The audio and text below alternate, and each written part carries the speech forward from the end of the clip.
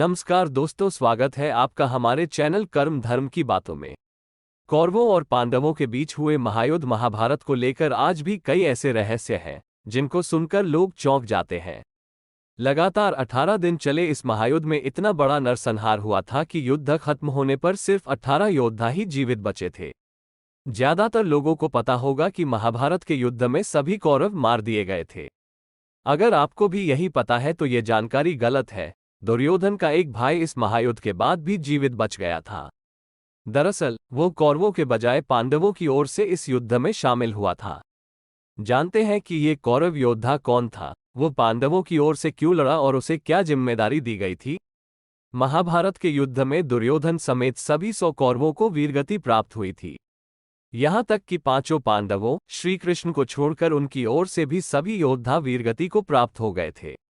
दोनों ओर से लड़ने वाले कुल 18 योद्धा ही युद्ध खत्म होने पर जीवित बचे थे। इनमें दुर्योधन का भाई युयुत्सु भी बच गया था। युयुत्सु हस्तिनापुर नरेश धृतराष्ट्र की एक दासी के पुत्र थे। वो धर्मात्मा होने के कारण दुर्योधन के गलत कामों का विरोध करते रहते थे। इसलिए दुर्योधन और बाकी कौरव युयुत्सु को तरजीह नहीं देते थे। ज्यादातर समय कौरव युयुत्सु का मजाक उड़ाते रहते थे। युधिष्ठिर की घोषणा और युयुत्सु का फैसला। कौरवों ने जब महाभारत के युद्ध की घोषणा की तो युधिष्ठिर ने पहले ही दिन घोषणा कर दी कि ये धर्म की रक्षा का युद्ध है। पांडव अधर्म के खिलाफ धर्म की जीत के लिए युद्ध लड़ रहे हैं। उन्होंने घोषणा कर दी कि अगर कौरवों की तरफ से कोई भी योद्धा धर्म के पक्ष में अधर्म के खिलाफ युद्ध लड़ना चाहता है तो उसका पांडवों की सेना में स्वागत किया जाएगा।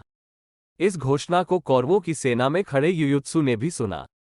इस धर्मात्मा कौरव युयुत्सु ने पांडवों की ओर से लड़ने का फैसला किया। वो तत्काल कौरवों की सेना छोड़कर पांडवों की सेना में शामिल हो गए। नहीं होने दी रसद और हथियारों की कमी।